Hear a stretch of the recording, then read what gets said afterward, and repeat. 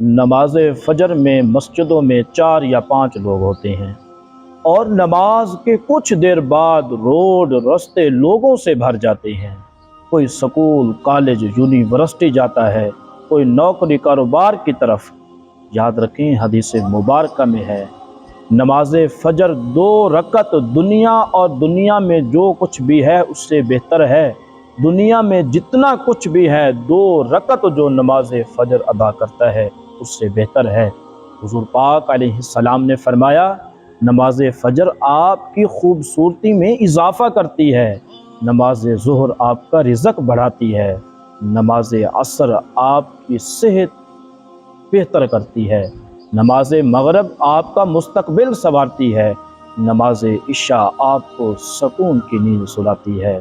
حضور پاک علیہ السلام نے ایک مقام پر فرمایا، جو لوگ نماز کو اہمیت نہیں دیتے مرتے وقت ان کو یہ 3 سزائیں ملتی ہیں۔